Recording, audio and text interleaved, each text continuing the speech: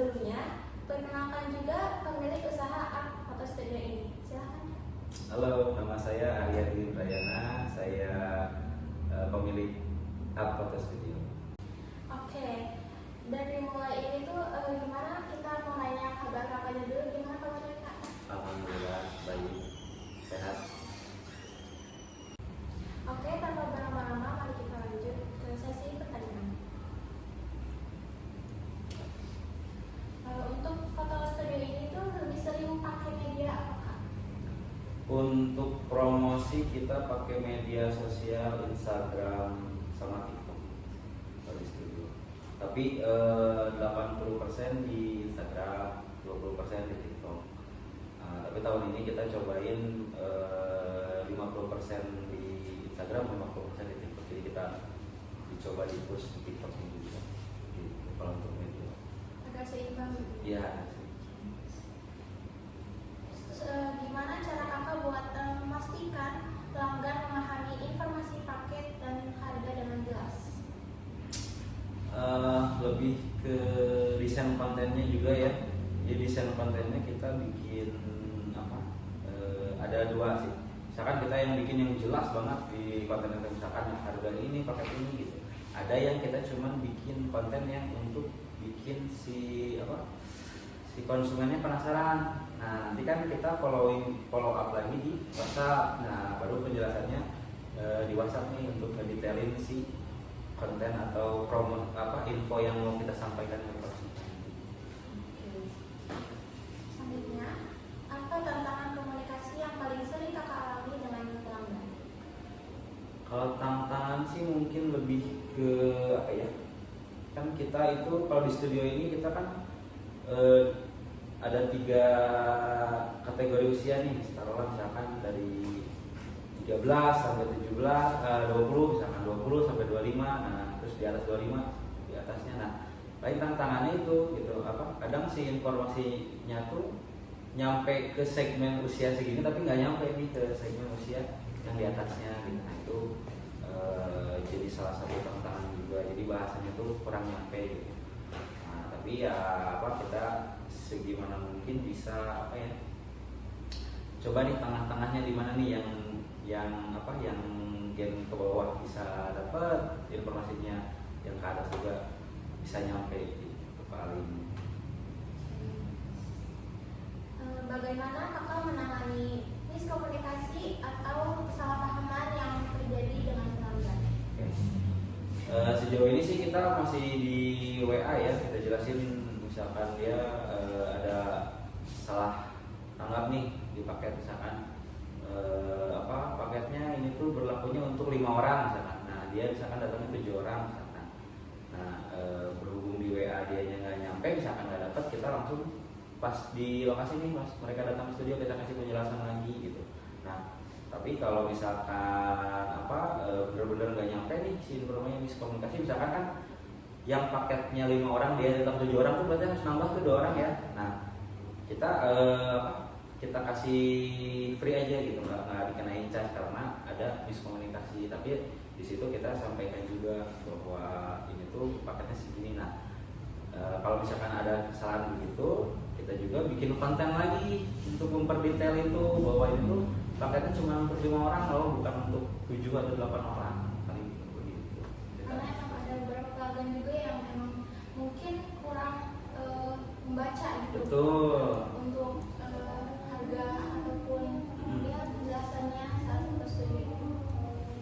Tuh, jadi banyak sih, bukan ada aja, banyak emang mereka jarang baca gitu. Kita kan padahal term and condition tuh banyak banget, cuman mereka skip gitu. Jadi gimana nih cara menanggulanginya atau gimana kita antisipasinya gitu kan? Selain dari yang nanti kita ketemu langsung kita ngobrol, caranya kita bikin konten informatif di konten-konten video misalkan. Jadi mereka kan gak mau baca, nah udah kita bikinin video nih untuk term and conditionnya gitu. Jadi mereka kan setidaknya lihat gitu kan, daripada mereka baca. Intinya bagaimana kakak menyusun pesan promosi agar mudah dipahami dan menarik. Kalau pesan promosi kita kan kan ada timnya juga ya, ada tim tim konten nih. Jadi mereka tuh research dulu konten-konten apa yang menarik, atau misalkan formatnya gimana nih, isi hook dan lain-lainnya. Kita udah nyiapin itu sebelum bikin konten itu, kita udah research dulu. Jadi begitu kita bikin konten, kita review dulu, oh ini oke, bisa nih. Jadi caranya untuk itu kita persiapkan dulu. Sebelum itu kita research dulu, kita cari tahu dulu konten apa nih yang bakal ini, atau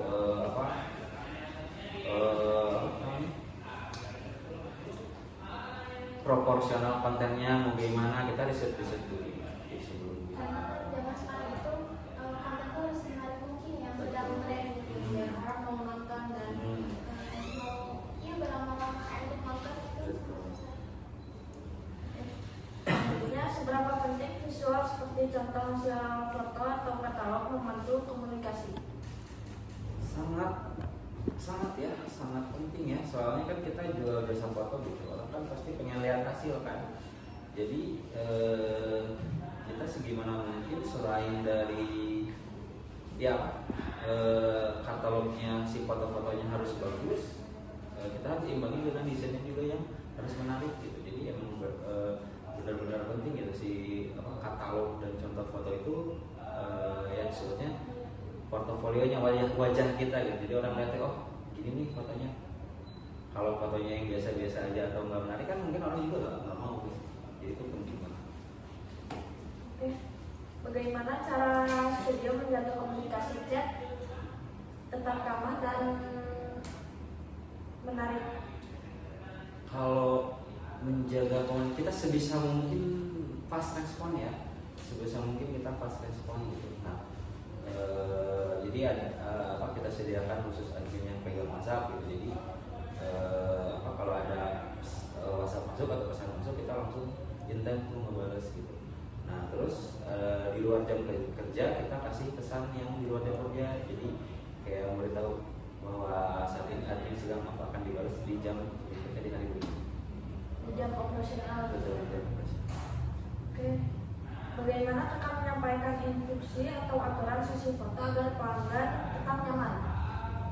Oke, jadi kalau instruksi itu sejauh ini by WA ya, masih ya kan kita juga bikin kayak jadwalnya, misalkan jadwal foto klien A tuh ada waktunya tuh 20 menit atau 15 menit misalkan. Nah, kadang ada kok sebentar banget gitu kan. Nah, kita kasih penjelasan di dalam waktu 20 menit itu kakak bisa dapat ini, dan kita udah perhitungkan bahwa kakak tuh bakal dapat foto yang memasakkan gitu, nggak cuma sebentar tahu-tahu udah gitu, agak sedikit gitu. Kita pastikan dapat kuantitas filenya banyak dan berbagai macam gaya, dan berbagai mereka bisa dengan leluasa milih nih, oh banyak nih di foto, jadi enak gitu milihnya mau yang mana. Misalkan ini mau muka akunya kurang nih, tapi di foto jepretan keempat ada yang bagus, jadi kita kasih penjelasan juga gitu, bahwa di waktu segitu tuh kita dapat banyak.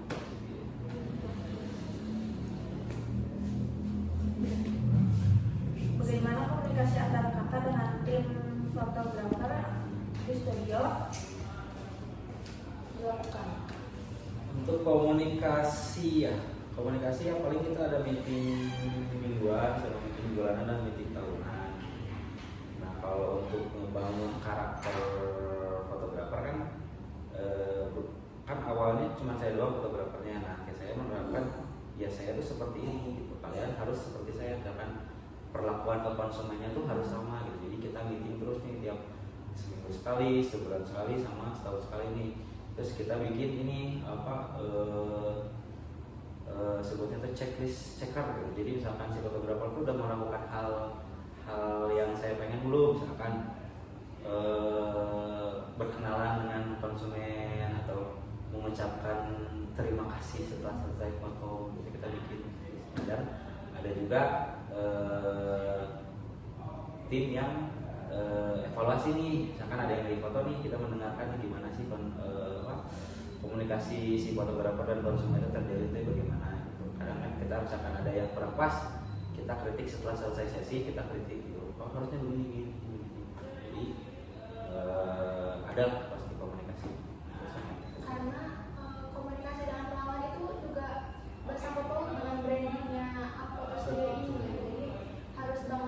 dijaga. Iya betul.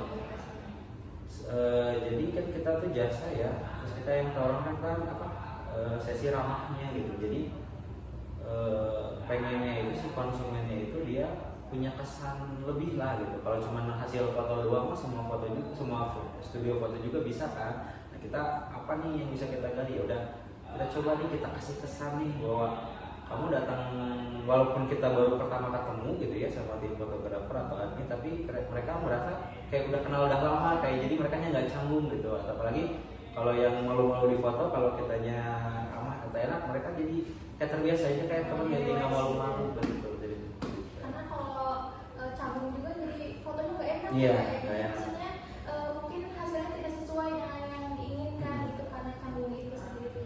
betul. Jadi seperti SOP karyawan gitu ya. Ya masuk ke SOP karyawan. Oke, selanjutnya menurut kakak seberapa besar pengaruh komunikasi bisnis terhadap keberhasilan foto?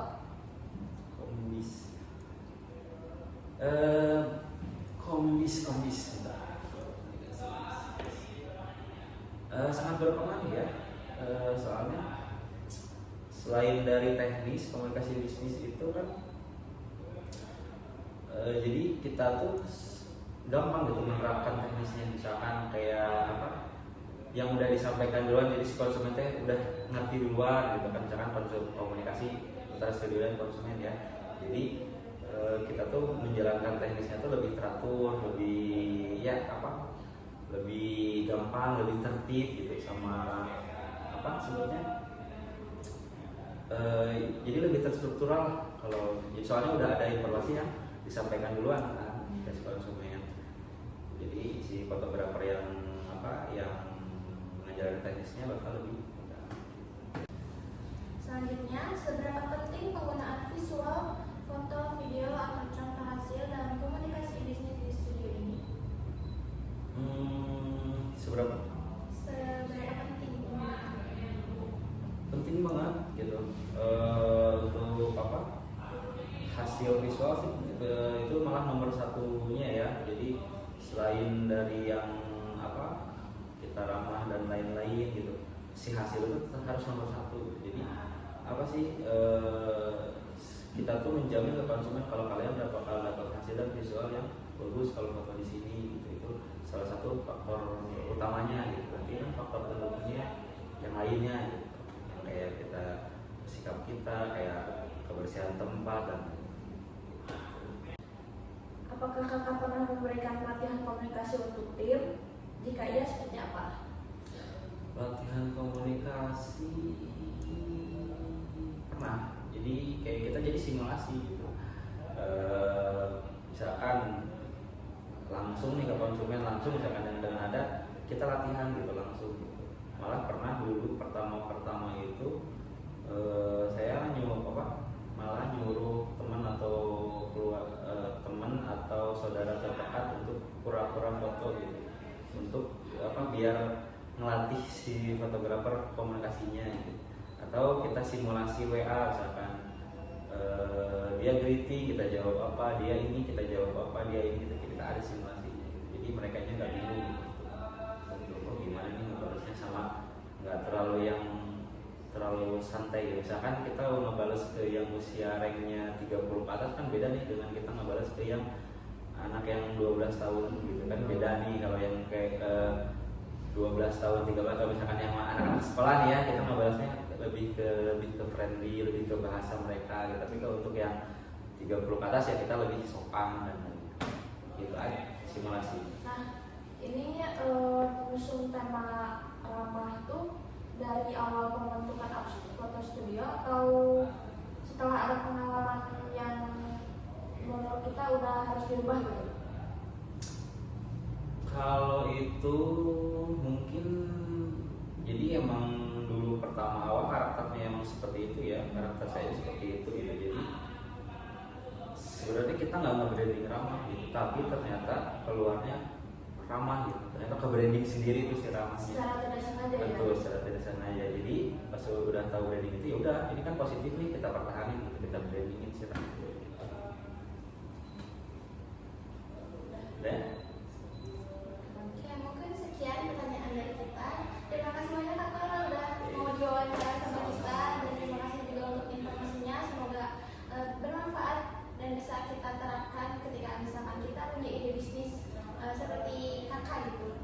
jasa foto studio. Kami sangat menghargai kesediaan kakak untuk mau diwawancara sama kita, dan semoga foto studio ini tuh berkembang dengan baik ke depannya dan juga terkenal kemana-mana gitu ya. Lebih banyak dikenal masyarakat lagi, lebih banyak juga yang datang lagi. Oke, mungkin sekian dari kami. Aku Amira Fazlan Mulia. Aku Aulia Kartika Dewi. Kami izin mengundurkan diri. Assalamualaikum warahmatullahi wabarakatuh. Waalaikumsalam.